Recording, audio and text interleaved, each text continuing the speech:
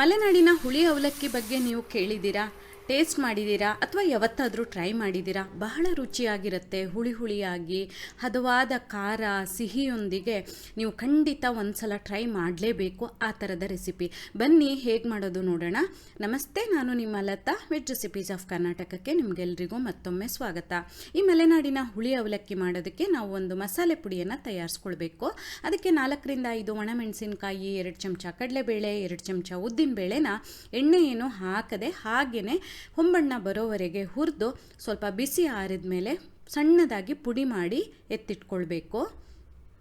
ಈ ರೆಸಿಪಿನಲ್ಲಿ ನಾನು ಗಟ್ಟಿ ಅವಲಕ್ಕಿನ ಬಳಸಿದ್ದೀನಿ. ಗಟ್ಟಿ ಅವಲಕ್ಕಿ ಸುಮಾರು 2 ಕಪ್ಪಷ್ಟನ್ನು ತಗೊಂಡು 10 ನಿಮಿಷ ನೆನೆಸಿಟ್ಕೊಳ್ಬೇಕು. ಮೀಡಿಯಮ್ ಅವಲಕ್ಕಿ ಬಳಸ್ತೀರಾ ಅಂತಾದರೆ ಸ್ವಲ್ಪ ಜಾಸ್ತಿ ತಗೊಳ್ಳಿ, ಜೊತೆಗೆ 1 ನಿಮಿಷ ನೆನೆಸಿದ್ರೆ ಸಾಕು. ಹಾಗೆ ಈ ರೆಸಿಪಿಯಲ್ಲಿ ನಾನು VOM ಅವ್ರದ್ದು ಗ್ರೌಂಡ್ನಟ್ ಆಯಿಲ್ ಅಥವಾ ಕಡಲೆಕಾಯಿ ಎಣ್ಣೆನ ಬಳಸಿದ್ದೀನಿ. ಇವ್ರದ್ದು ಎಣ್ಣೆ ಬಹಳ ಚೆನ್ನಾಗಿರುತ್ತೆ. ನಿಮಗೆ ಇದು ಹತ್ತಿರದ ಅಂಗಡಿಗಳಲ್ಲಿ, ಸೂಪರ್ ಮಾರ್ಕೆಟಲ್ಲಿ, ಡಿಮಾರ್ಟಲ್ಲಿ, ಆನ್ಲೈನಲ್ಲಿ ಎಲ್ಲ ಕಡೆ ಸಿಗುತ್ತೆ. ಅಥವಾ ನಾನೊಂದು ನಂಬರ್ ಡಿಸ್ಪ್ಲೇ ಮಾಡ್ತಾ ಇದ್ದೀನಿ ನೋಡಿ, ಅವ್ರಿಗೆ ಫೋನ್ ಮಾಡಿದ್ರೆ ನಿಮಗೆ ಹೋಲ್ಸೇಲ್ ಪ್ರೈಸಲ್ಲಿ ಅಥವಾ ಡಿಸ್ಕೌಂಟೆಡ್ ಪ್ರೈಸಲ್ಲಿ ಕಳಿಸ್ಕೊಡ್ತಾರೆ.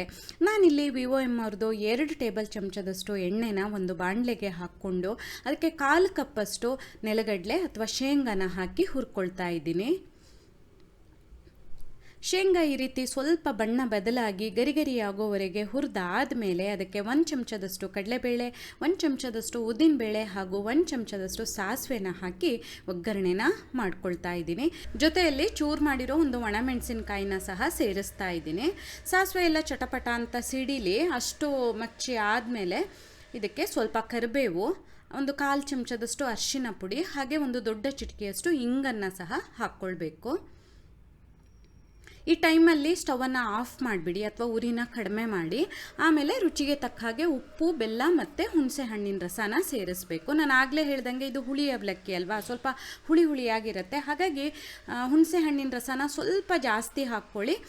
ಬಾಕಿ ಉಪ್ಪು, ಬೆಲ್ಲ ಮತ್ತು ಖಾರ ಎಲ್ಲ ಸ್ವಲ್ಪ ಹದವಾಗಿರಲಿ. ಆಮೇಲೆ ಮಚ್ಚಿ ಚೆನ್ನಾಗಿ ಕುದಿಸಿ ಈಗಾಗಲೇ ನೆನೆಸಿಟ್ಟಿದ್ವಲ್ಲ ಅವಲಕ್ಕಿದು ನೀರು ಬಗ್ಸಿ ಅದನ್ನು ಸಹ ಸೇರಿಸ್ಕೊಳ್ಬೇಕು. ಆಮೇಲೆ ಚೆನ್ನಾಗಿ ಹೀಗೆ ಮಚ್ಚಿ ಮುಚ್ಚಳ ಮುಚ್ಚಿ 1 ಅಥವಾ 2 ನಿಮಿಷ ಬೇಯೋದಕ್ಕೆ ಬಿಡಬೇಕು. ಉರಿ ಕಡಿಮೆ ಇರಲಿ, ತುಂಬ ಜಾಸ್ತಿ ಇಟ್ಕೊಂಡ್ರೆ ತಳ ಹಿಡ್ದಂಗೆ ಆಗ್ಬೋದು.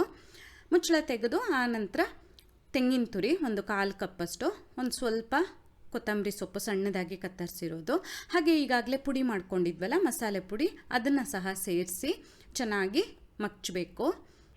ಈ ಅವಲಕ್ಕಿ ಗಟ್ಟಿ ಅವಲಕ್ಕಿನ ಬಳಸಿ ಮಾಡಿದ್ರೇ ತುಂಬ ಚೆನ್ನಾಗಿರುತ್ತೆ. ನಿಮಗೆ ಸಿಗಲಿಲ್ಲ ಅಂದರೆ ಮಾತ್ರ ನೀವು ಮೀಡಿಯಮ್ ಅವಲಕ್ಕಿನ ಬಳಸಿ.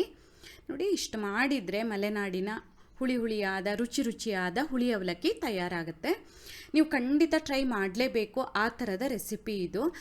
ಮಲೆನಾಡಿನಲ್ಲಿ ತುಂಬ ಸಾಮಾನ್ಯವಾಗಿ ಮನೆಗಳಲ್ಲಿ ಅಥವಾ ಯಾವುದಾದ್ರೂ ಮದುವೆ ಸಮಾರಂಭಗಳಲ್ಲೆಲ್ಲ ಮಾಡುವಂಥ ರೆಸಿಪಿ.